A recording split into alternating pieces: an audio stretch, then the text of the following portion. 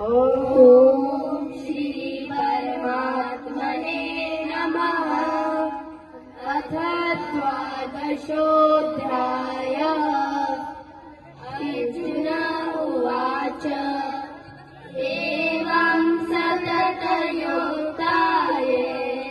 भक्तास्त्वां पर्युपासते ये चाप्यक्षरमव्यक्तम् तेषां के योगवेत्तमः। श्रीभगवानुवाच मय्यावेशमनो ये मां नित्ययुक्ताः उपासते श्रद्धया परयोपेताः ते मे युक्ततमा मताः। ये त्वक्षरमनिर्देश्य मव्यक्तं पर्युपासते सर्वत्र गमचिन्त्यं च कूटस्थमचलं ध्रुवम् सन्नियमेन्द्रियग्रामम् सर्वत्र समबुद्धयः ते प्राप्नुवन्ति मामेव सर्वभूतहिते रताः। क्लेशोऽधिकतरस्तेषाम् अव्यक्तासक्तचेतसाम् अव्यक्ता हि गतिर्दुःखम् देहवद्भिरवाप्यते।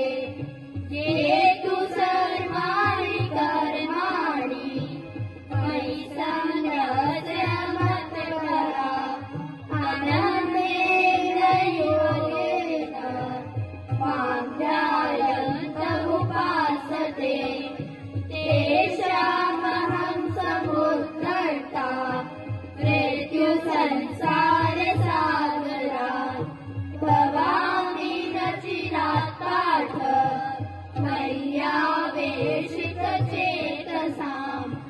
मय्येव मन आधत्स्व मयि बुद्धिं निवेशय निवशिष्यसि मय्येव तदभूर्वं न संशयः। अथ चित्तं समाधातुं न शक्नोषि मयि स्थिरम् अभ्यासयोगेन ततो मामेच्छातुं धनञ्जय। अभ्यासेऽप्यसमर्थोऽसि मत्कर्म परमो भव। मदर्थमपि कर्माणि कुर्वन् सिद्धिमवाप्स्यसि। अथैतदप्यशक्तोऽसि कर्तुं मद्योगमाश्रितः। सर्वकर्मफलत्यागः ततः कुरु यत्